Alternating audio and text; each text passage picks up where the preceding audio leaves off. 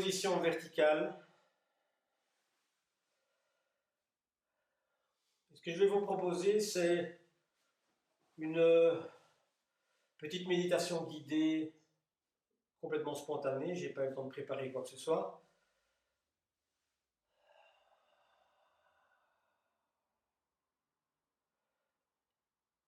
Et donc on peut maintenant se positionner, retrouver le corps, accepter que le mental fait ses petits gargouillis, ses petites pensées, ses petites distractions. Ça n'a pas d'importance, il est fait pour ça. Moi je parle, mais vous pouvez vous concentrer sur une respiration plus fluide que la mienne, puisque je parle et c'est plus compliqué. La première chose, c'est de partir à partir du moment où vous êtes ancré dans le sol, à travers la chaise ou à travers vos pieds ou à travers vos fesses, comme vous êtes assis, de prendre conscience du contact entre le hara, c'est-à-dire dans le bassin, et le contact avec le sol. Ça, c'est une référence indéboulonnable, c'est une référence stable. À partir de là, vous pouvez sentir cette élévation du corps. Nous sommes des êtres humains, des êtres verticaux, et nous tendons vers le ciel. La tête monte, la tête se rapproche, sans tension dans la colonne inutile, mais peut-être en rentrant légèrement le menton. De manière à avoir une respiration souple aussi d'ailleurs, qui gonfle le ventre et qui dégonfle le ventre. Et pendant que je vous parle, prenez simplement conscience de cette respiration qui est la plus fluide possible, la plus régulière possible. Cette respiration marque votre existence. Vous êtes là maintenant. Il n'y a pas d'autre moment que maintenant. Vous pouvez prendre conscience de cet axe. Vous pouvez prendre conscience du reste de votre corps, les épaules, les jambes, les pieds, le dos, le torse, la tête, les oreilles. Les intégrer progressivement dans la conscience que vous avez d'être vous-même, pendant que vous continuez de respirer.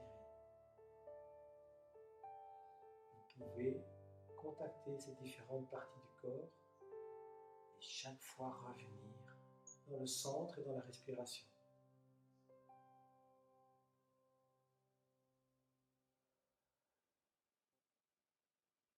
Vous sentirez votre esprit partir, et c'est pas grave, vous le ramenez dans la respiration avec beaucoup de bienveillance.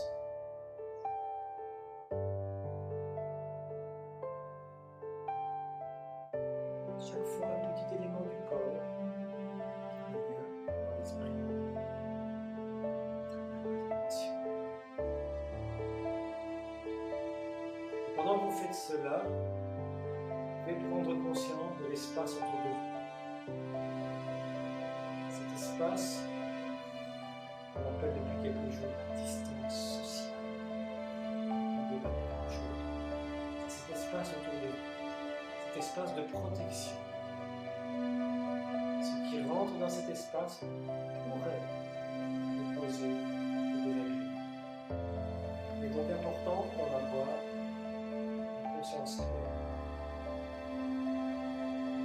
À partir de votre centre, de votre verticalité.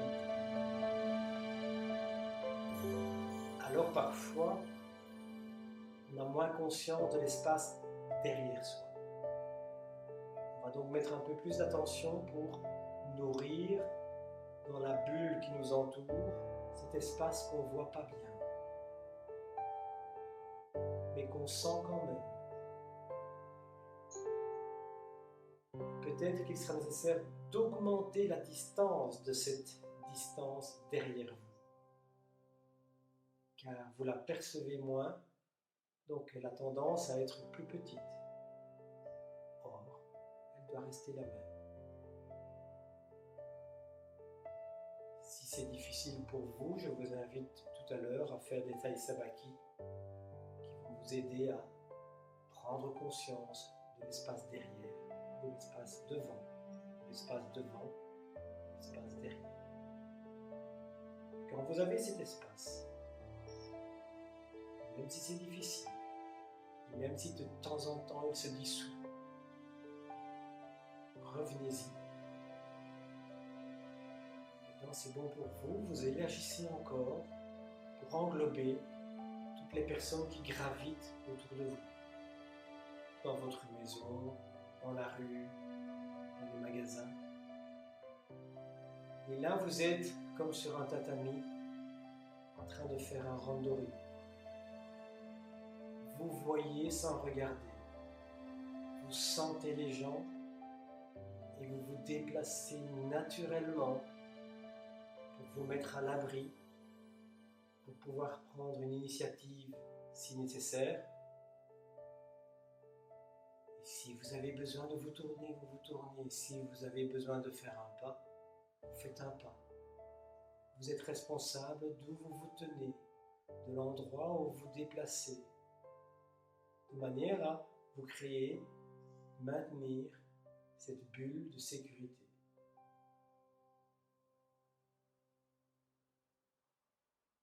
Quand on a cette bulle de sécurité, on peut déplacer dans l'environnement où il y a des autres personnes. Ces autres personnes ne sont pas des ennemis. Ce sont des autres personnes avec leur propre bulle.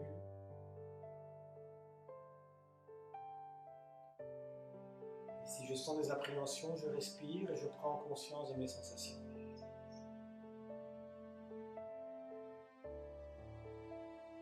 Et cet espace qui contient ces gens autour de moi, je peux encore l'élargir, pour englober ma région, mon pays, mon continent, c'est comme vous voulez. Et constater que nous sommes tous confrontés au même défi et que ma tension n'y fera rien, et que ma tension est inutile, car je maintiens cet espace de sécurité autour de moi. Je peux confirmer avec mes mains quand je les bouge légèrement autour de moi. Et aussi par mon regard qui est relaxé et donc beaucoup plus latéral. Je vois à 180 degrés.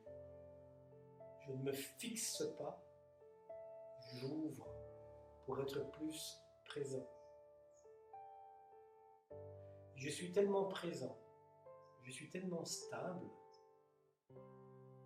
je me sens indéséquilibrable.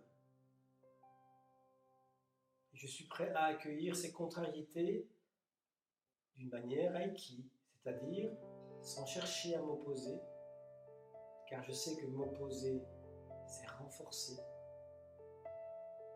Sans chercher à m'opposer, mais en bougeant, en évoluant, fluide, souple, attentif, sans tension, vigilant et bienveillant. Bienveillant pour moi, bienveillant pour les autres. On le voit particulièrement ces jours-ci. Nous sommes connectés. Nous sommes connectés, c'est le message de l'aïkido, c'est le message qui nous relie. Mais il n'est pas question de se sentir relié et de se perdre. C'est pour ça qu'il faut en permanence revenir dans son centre, dans sa verticalité. Recontacter son espace de sécurité et élargir progressivement. Grâce à ma respiration, ce sont des espaces mobiles, des espaces fluides.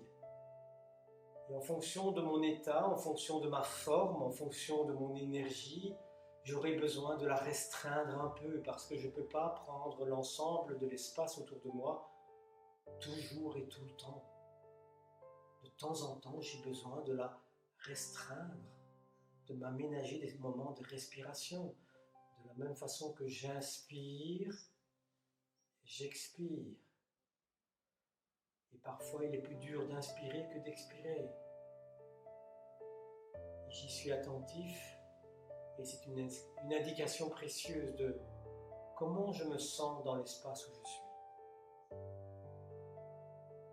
Avec toujours cette idée de je suis mobile, je peux bouger, je ne suis pas immobilisé dans les phares d'une voiture, je peux aller à mon gré. Quand je suis sur le tatami, je bouge, je me déplace, je fais des taï savaki, je tourne, je fais des rotations, je vois différents points de vue. C'est cette compétence-là qui est précieuse ces jours-ci et qui me permet d'aborder les choses avec une vigilance calme. Ce n'est absolument pas contradictoire. On respire un peu, quelques secondes.